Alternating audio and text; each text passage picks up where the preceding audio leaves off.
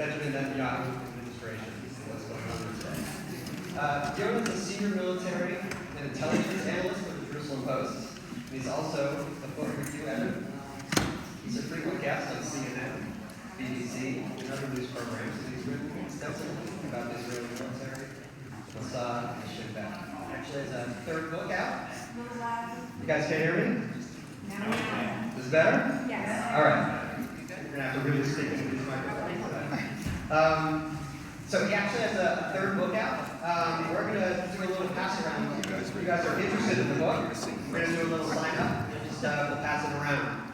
So Yonah's actually a native of Baltimore, Maryland. He graduated from Columbia University, Boston University Law School. He's married with 3 children. But just for the context today, we know that Israel, which returned Prime Minister Benjamin Netanyahu to power in December, was paralyzed by protests and strikes in March after the government revealed plans to overhaul the country's judiciary. Proposed changes aim to curb the judicial review of legislation and give government more control of the selection process.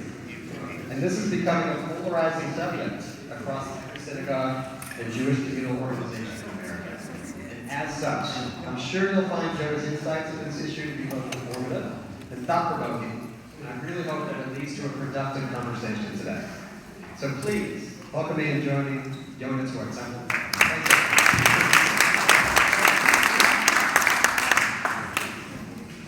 Oh wait, first of all, everybody can hear me? I've got this side.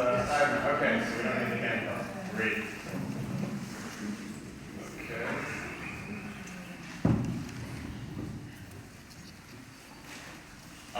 And just about the book, it's coming out Simon Schuster in September, but you can also listen first and decide at the end if you want to sign up on the list. Right, we're talking about what I call the judicial overhaul. Some people call it the judicial demolition. Some people call it the judicial reform, so it depends what side of the spectrum you're on. I'm going to try to cover all the sides today. I call it overhaul. I think that's sort of like the most neutral or objective term. No matter where you're coming from, there's no question. It's shaken Israel's image. There are questions about what is Israeli democracy going to look like in the future. Today, we're going to sort of go back and forth between diving really deep into some of the details and also doing really big picture. Where did this come from? How is Israeli society so... We're used to Israeli society being polarized about some issues, yes, land for peace, no land for peace, but like the judiciary, where did this come from? There's a lot of history we'll get into, both again, big picture and the details. First of all, just to calm everyone down, it hasn't happened, okay? It didn't pass. There's a pause, right? Timeout, there's a timeout for at least the month of April, and now we understand at least the month of May.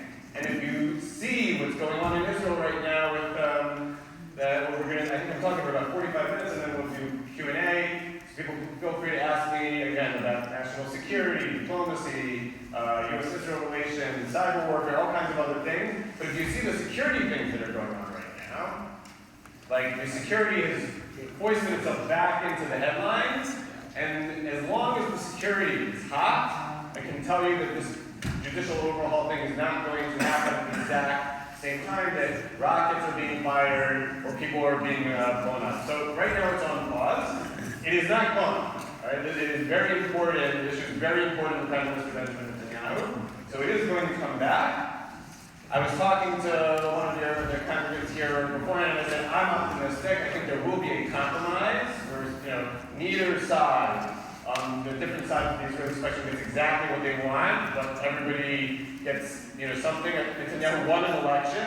If you like him, if you don't like him, he's probably going to get some kind of changes to the judicial system, but not anywhere near as far as maybe what he started with, because if he wants support from the opposition, if he doesn't want to anger the United States, if he doesn't want to anger Moody's, people saw there was an answer on Moody's, who does ratings for economic purposes, if he doesn't want to anger the majority, certainly American jury is split. The majority of American jury is not in favor, certainly of the first version of the judicial overhaul that Netanyahu wanted. Anyway, so there's a lot of things. Most important, probably to him, is he doesn't want to anger the Israeli army itself.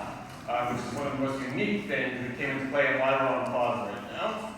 So I will go into a little bit more detail about that. Before I do, just to get a little bit of a feel for how much explanation I need to do, who here knows who Yoav Gallant is? Yoav Gallant. Not so many. Kudos to any of the people who do, and that's perfectly fine. So when I get into that, I'll explain that in a little bit more detail. So the next time, if the security situation calms down, the next time we might see some more movement, some kind of resolution or compromise or whatever, would be June or July. Now what happened? Why was there a pause in the end? Because Netanyahu for about 3 months said no pause, I'll talk about, negotiate about the terms of the judicial overhaul, but I'm not slowing down along the way. And what happened is, I don't know if people heard this famous phrase about American politics, it's the economy stupid, right? So you can talk about so many issues, at the end of the day, most American voters vote based on the economy. In Israel, it's national security. All right, national security came back. Things were quiet for a few months, and so there was sort of an idea that Netanyahu could go forward with this, even if there was a lot of tension. The national security came back in. So Yoav Gallant is the defense minister, and what's really interesting about the fact that he stopped almost single-handedly with lots of other contributors. But at the end of the day, he basically stopped the judicial overhaul, is he's from the Likud party of Netanyahu. Netanyahu made him his own defense minister. He's, the most loyal that you would expect to get is somebody from your own party. People know about Israeli politics. Netanyahu is a very unwieldy coalition of all kinds of parties that are very, very different. The Likud party is basically, either not land for peace or land for peace on a sort of limited basis with very sort of strict limits, maybe land for peace in the West Bank, but not in Jerusalem. But they've got all these other parties in the coalition that are completely different. There's the ultra-Orthodox, there's the Sephardic ultra-Orthodox, there's the religious Zionists who are against the Palestinian state in any circumstance. So if he picked a defense minister, he's supposed to do exactly whatever he wants. That's Yoav Gallant.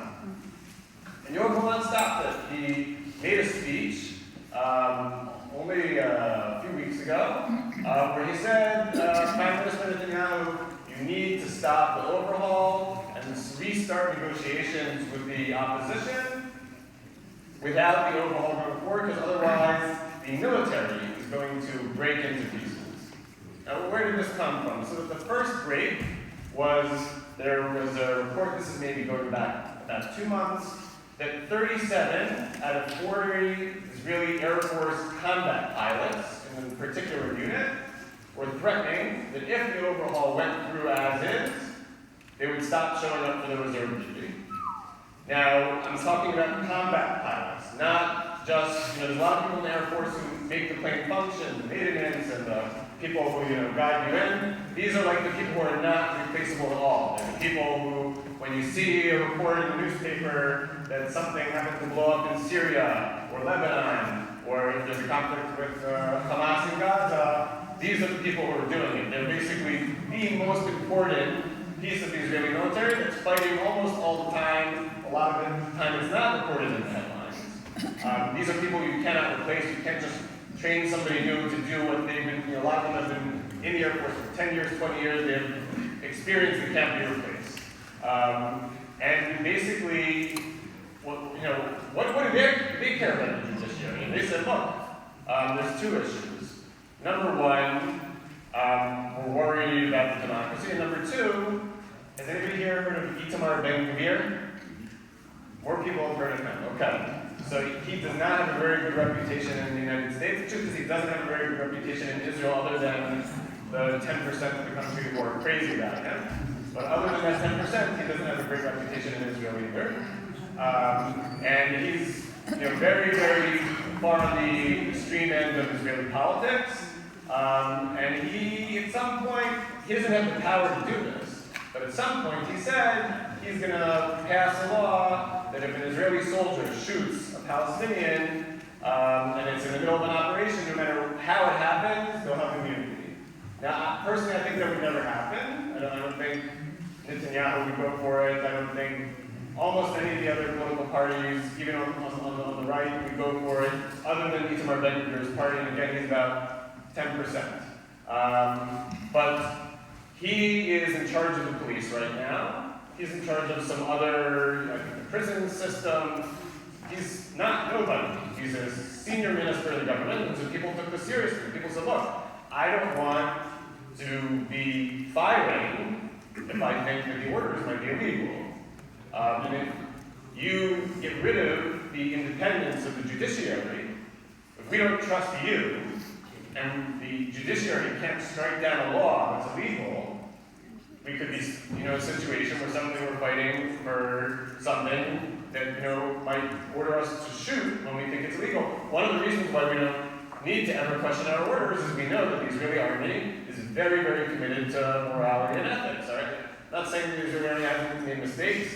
The U.S. Army has made mistakes, the British Army has made, everybody makes mistakes, but the Israeli army, I can tell you, speaking to the other militaries, people learn from how when Israel fights and it drops flyers in certain areas, leave. It calls people on the phone in the apartments, leave. If they still don't get out, they have something called a roof knocking missile that doesn't explode, but basically makes a loud noise on the roof. It's like, you didn't get the hit from the flyer to leave, you didn't get the hit from the phone call to leave, now you're going to leave. And people, other militaries have copied that. That's how well thought of, at least in Western military, people who don't like Israel, who will always say that Israel is immoral. But up until now, Israel has tried very, very hard. It's made mistakes, but as a system, it's tried very hard to get things right, to warn people to leave. There have been half a dozen Israeli soldiers that have gone to prison when they didn't follow the rules for shooting somebody against the rules in the last 5 or 10 years. So that's what these people were worried about. And that got people's attention. And then, has anybody heard of Unit 8200? Okay, Unit 8200 is basically the Israeli NSA. The people who listen to your phone calls, look at your emails. I mean, they're not doing it now, right? But that's basically the Israeli NSA. Very highly trained people. I don't know how many people here know into computer programming, but these are like the best of the best. You can't just replace them easily either. And a whole bunch of them said, if this goes through, we're going to stop doing our service. Now, I should have explained something a minute earlier. There's two kinds of main service in the Israeli military. There's people who are sort of like full-time, and anybody who's over the age of 18 is supposed to serve in the Israeli military, women for 2 years, men for 3 years. And that's mandatory. You don't have to show, if you don't show up, you can throw you in prison. But once you've done your service, there's something called Milui, right? That's reserve duty, and that's basically volunteer. There was some point 30, 40, 50 years ago where the idea was anybody who served in a combat unit had to do reserve duty for X number of years. But basically it's dropped off to the point that I think 1.5% of people who do combat duty continue in the reserve duty. So you can't really make somebody do reserve duty today considering it's 1.5% are volunteering to do it and the other 98% aren't doing it anyway. If somebody wants to quit their reserve duty, they're going to quit. There's nothing you can do about it. So that's what we're talking about, is people who are very experienced. Some of them could be captains, majors, colonels, high-ranking officials who've been serving in the Army on a reserve duty basis for, again, 10, 20, 30 years. Then, some of the Special Forces commanders got in and said, we're also not going to keep serving if we do. So then, when you hear about some sort of hit that isn't an airstrike in Syria or Lebanon or Gaza, it's usually the commanders. The majority of the Israeli army doesn't actually face regular combat. They're usually sort of guarding positions in case, sort of more in a defensive posture. The commanders of the people can be said that Shlosh is like the Navy SEALs, but they also fight on land for some reason. And there's the Sayeret Matkal, and there's Maglan. There's a couple of special forces units, and a bunch of them were saying, we're also not going to continue to serve. All right? That's what Yoav Gallant, the defense minister, was worried about. He had gotten, people have been telling him for a few weeks that the army would break apart, and he was saying, no, the army's going to stay together. And finally, when he got to the point where he's like, I can't hold it together, he knew. If he's saying, telling the prime minister something he doesn't want to hear publicly, that he could get in trouble. In fact, Netanyahu fired him. He fired him within about 24 hours, except he only fired him verbally, and under Israeli law, you have to send a formal letter for the firing to go into effect. He never sent the formal letter, And for about a week and a half, he sort of let him dangle about whether he was going to stay on or not. And finally, about a week and a half later, he said, "You're still fired, but we're going to pause the firing because of the security situation for a while." That upset a lot of people, and finally said, "Okay, you get to stay on." Now, by the way, he probably will still fire him in the end, but not until the security, it could be 3 months, 6 months, a year, once the security situation calms down. And when he fired him the first time, that's when people freaked out in a much larger, across the board in Israeli society, and again within the security forces, and that's when Netanyahu said, "Okay, I'm going to pause." So that's how the pause happened. Now, I haven't told you what is the judicial overhaul. What are the things that he wants to do? So, the background is, number one, Israel doesn't have a constitution. And we got from 1948 to the mid-1990s, and suddenly the Israeli government said, all right, we don't have a constitution. Why? Two main reasons. One, there's all kinds of security things that we sometimes need to do on an emergency basis because we're always in a national security crisis. And if we pass a constitution, it has to have certain things that we really can't ever break. And we're not ready for that until the security situation comes up. The other thing is the ultra-Orthodox. Right? The ultra-Orthodox don't want there to be a constitution. They aren't particularly thrilled that there's even a democratic secular court system in the first place. And so there's like a status quo of like the courts know that they can get involved in this part of ultra-Orthodox life, but not that part of ultra-Orthodox life. And if there was a constitution, they're worried. Ultra-Orthodox are worried that it would get even deeper into their lives, and they want, basically they have, certain cities, Bnei Brak, Modi'in, certain cities are like they run the way they want to run it, and they understand when they leave those cities, they have to interact with the populace and follow certain laws. But within, they want to run things their way. So that's the main reason why there isn't a constitution. 1990, they started passing something called the Basic Laws. All right, and the Basic Laws are sort of the beginnings of the Constitution. So they have the Basic Law of Human Dignity, and that puts into a bunch of things that would be in like the Bill of Rights in the United States. There's a Basic Law having to do with economic rights, and securing certain rights of employment without discrimination. And they passed a series of Basic Laws, and that's sort of a way to get targeted, sort of more concrete, permanently protected rights without doing a constitution that will really upset certain sectors. Sort of like, so we have, let's say 30% of the Constitution is better than 0. Okay, that was the theory. And the Israeli Supreme Court used those laws, which were passed by the Knesset, to expand significantly and sort of basically try to make a sort of judicial Israeli constitution. That happens in the United States also, right? Sometimes if the legislature doesn't address an issue, so that the judiciary can come in and say, okay, something's before us, somebody needs to decide what to do. The legislature couldn't get their act together to decide. The executive didn't want to decide either. So this is what we think, is going to happen. They can't do that if there's already law in the books, but if there's no law in the books. And that happened basically for 30 years.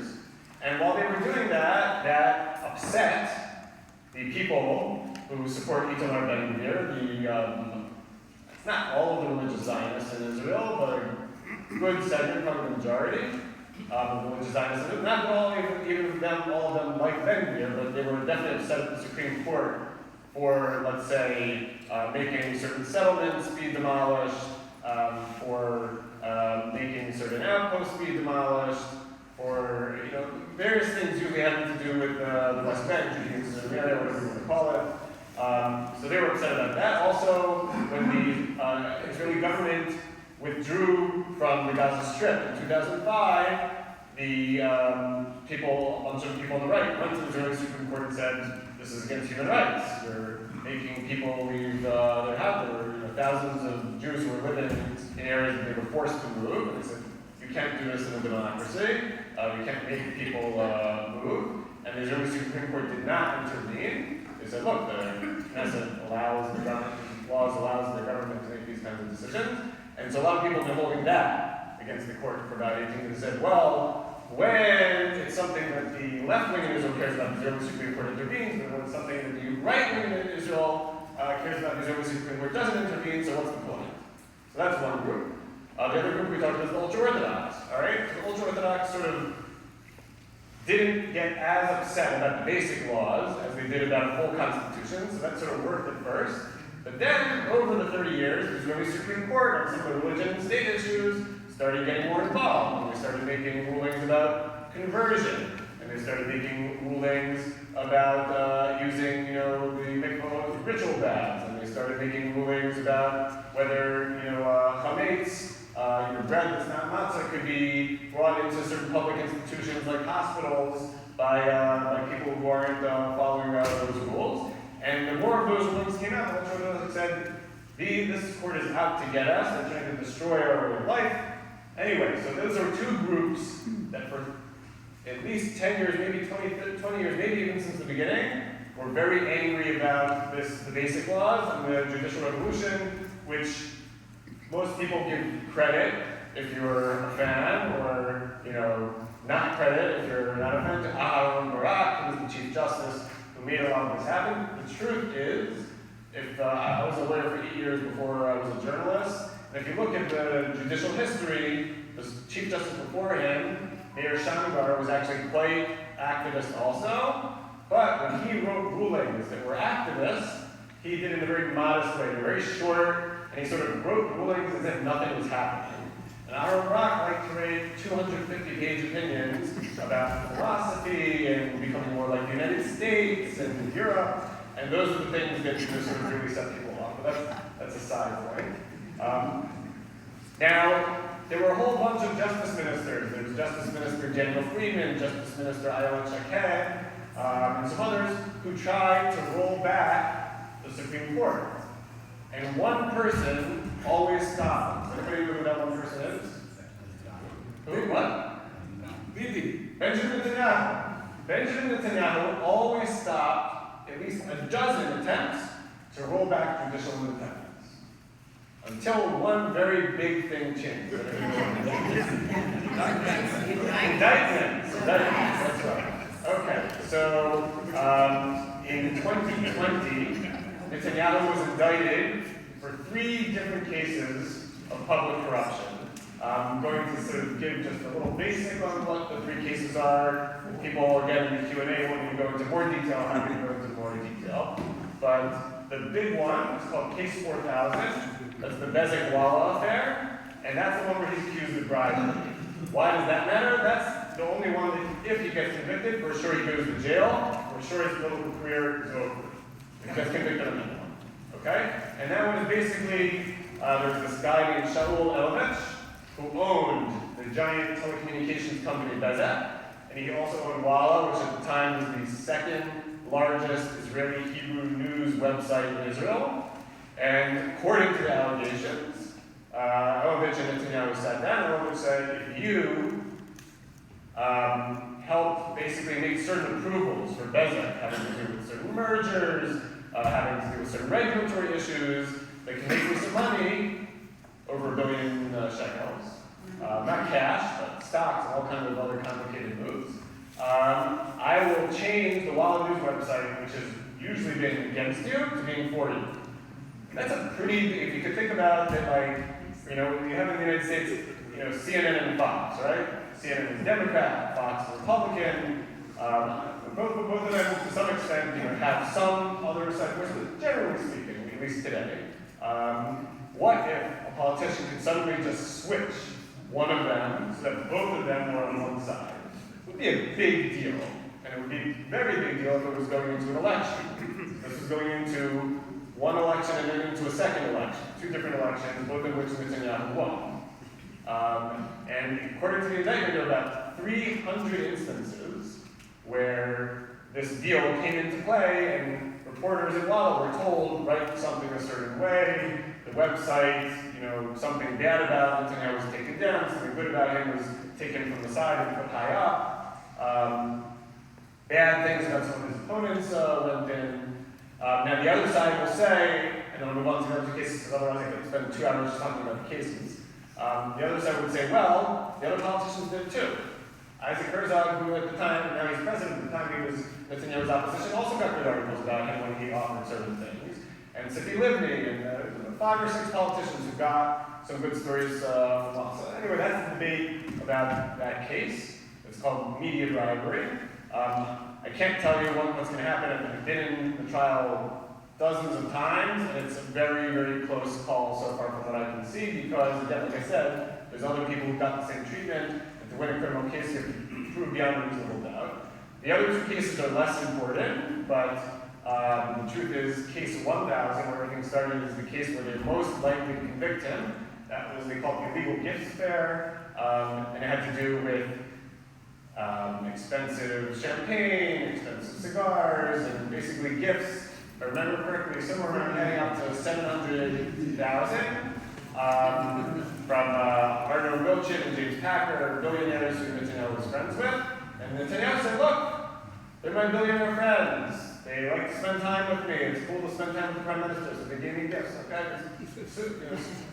Don't sue me. There's nothing wrong with it. It's not illegal. It's not illegal. They're allowed to give me gifts. I didn't promise them anything in return. All right, and in the end, he wasn't indicted for bribes in those cases. But there were some things that aren't exactly directly connected, that he acted on their behalf. He tried to get somebody a visa, called the American government to do it, tried to get somebody a tax break. There's a couple of examples where he either did some things or tried to do some things, and even if he couldn't connect them exactly, and that's why there's a bribery case, there's a sort of reduced crime called breach of public trust that he was indicted for in that case. Now, if they convict him of just that, he probably could remain prime minister and not go to jail.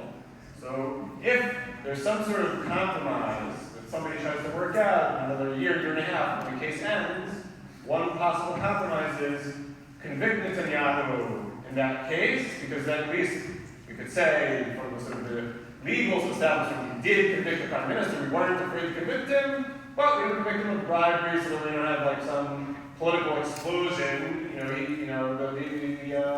The electorate will decide, whether he gets to be prime minister or not. So that's, and then there's case 2000 is another media bribery case. I'm not going to go deeply into it because first of all, they haven't actually had witnesses very much yet in that case, and second of all the three cases, it's the one he's least likely to be convicted of because it was attempted media bribery. It didn't actually even happen, even according to the prosecution. Okay, you got all of that? That was going deep into the details. But move back, Netanyahu has some legal problems. And suddenly his view of the judiciary changes. And suddenly he wants to make sure that he can appoint the next few Supreme Court justices, because if he loses in the trial court, like there's different levels of courts, then there's an appeal to the Supreme Court, and it might not be so bad to have the most recent justices who are appointed, who have been appointed by him. Maybe they owe him something, maybe not, but maybe they do. And so that's the mentality, and that's certainly the fear. From the other side is, that's about as corrupt as you can get. To appoint judges to make you innocent if you get convicted. Look, roll the dice. You want to make a plea deal. By the way, he could have a plea deal to the lesser charges a year ago, 2 years ago, 3 years ago, and he did one. He wanted to be completely acquitted. So if you want to make a plea deal, make a plea deal. But to sort of try to reshape the court in order to change the result, that's not how the rule of law works. That's not how democracy works. So that's one of the biggest fears, and that's a lot of people say Netanyahu shifted. Now, in terms of the issues that he shifted on, the 4 issues are who gets appointed to the Supreme Court. So I think we have that covered now. Want to appoint people who might owe you something, or at least are from your conservative judicial perspective. And he already has, like I said, those other political parties who wanted that for decades. So there was a large group of Israel that thought that. By the way, the other thing I want to say about that, and this goes beyond the religious Zionist party and ultra-Orthodox party, is the haves and the have-nots. Okay? So a lot of the people I talked about before who are in the elite special forces, the elite air force, are usually also from pretty well-educated, wealthy parts of society. And there are a large number of voters who are completely secular in Israel, who don't like the Supreme Court, because it never did anything for them. And they say Netanyahu is the person who's willing to fight for them. And so if he says the Supreme Court is going against them, they're going to go with him on it. So it's it's happened in the United States. Sometimes things have become almost tribal. If you support this official, you vote for anything that they want, even if maybe 10 or 20 years ago you might have said, well, I'm going to vote with there used to be a whole bunch of people who voted with, Republicans on national security, but Democrats on social issues, or vice versa. So there's, less and less of that, less sort of, people switching camps. So that's another group of people who are, it's not that the whole country is against the judicial overhaul. There's, we got up to 500,000 people demonstrating at some point, which is huge. There's 9 million people in Israel, and Netanyahu just won an election in the Senate. And he didn't say during the election how far he was going to go on the judicial overhaul. So I think if you poll people today, probably he would get more than, I guess, 40% of Israelis. That's like a guess, because it goes up and down every week. I don't think he'd get more than 40% of Israelis that would be in favor of sort of the most extreme version of the judicial overhaul that he wanted at the beginning. But a compromise where there's some significant changes, where the judiciary becomes less activist, more conservative than it has been, you probably could get 60 or 70% of Israelis, including some of the opposition parties who might be in favor of that. Again, if it's sort of somewhere in the middle. So that's one issue, is appointing judges. Overriding the Supreme Court, right? So in the United States, it's, Congress can override the Supreme Court. It's not particularly hard to do, except the Constitution. Congress can't just override the Constitution. Many constitutions only happen 26 times, very, very hard to do. Okay, so the fact that the Congress can very easily beat out the Supreme Court, somebody who's worrying about fundamental rights doesn't need to worry about that. Now, in Israel, and in the Congress, they can do it by majority vote. Now, in Israel, there's no constitution. So when Netanyahu said, I want the Knesset, the equivalent of Congress, to be able to override the Supreme Court with only 61 votes out of 120, that's a bare majority. You can't have a government with less than 61 votes. It basically means that if the Knesset wanted to say, on Tuesday at 8 o'clock, you can shoot your neighbor across the street, the Supreme Court couldn't do anything with that because there's no constitution. Okay? So that's sort of like no one's going to cast a law like that. That's the kind of thing that people were worried about. If there's no breaks, if the Knesset with only 61 votes, no input from the opposition can pass any law they want, that's what was scaring people. I'll give you an example that did scare people. It only went on for maybe 6 hours, but there was a point where one ultra-Orthodox member of the Knesset proposed a law that would have forced women to be following certain modesty standards if they went to visit the Western Wall. Now, look, a lot of people when they visit the Western Wall, or Christians when they visit the Vatican, or Muslims when they're visiting the Temple Mount, voluntarily might cover up a little bit more or less, but people choose. You can choose. If you don't want to cover up, you can go. It's an open public space. It's a democracy. You can't tell people what to wear. And there was a huge, huge brouhaha, and within like 6 hours they withdrew it because they realized the whole country could turn, if you really, really want to piss off the entire Israeli electorate, tell them that they have to dress modestly. United almost everybody, right, left, and so they got rid of that within a couple. That's the kind of thing that people were worried about could happen if, you could pass something by 61 votes. Now, the judiciary, a bunch of Israeli Supreme Court justices and attorney generals have said that if there was the override of the Supreme Court was 70 votes, some of you can say 65 votes, some might say 75, but I'd say certainly 70, they'd go with it.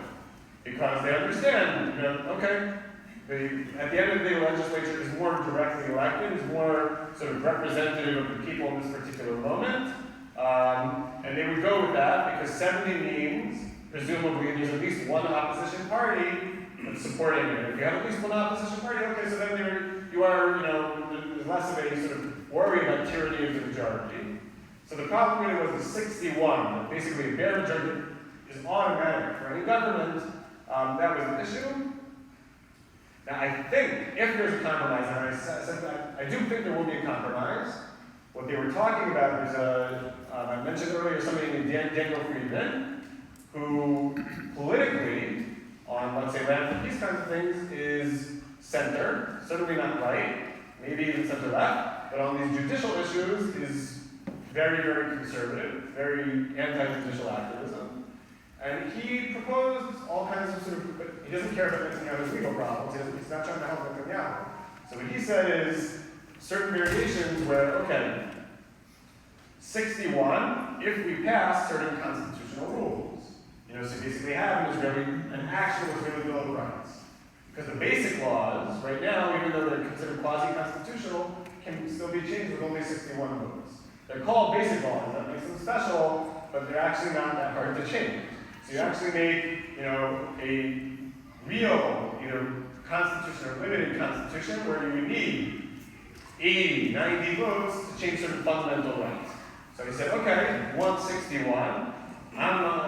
Me, Daniel Friedman, and I also want to reduce the judiciary's power. I think they intervene too often. But let's not make them the only break. Let's do a constitution at the same time.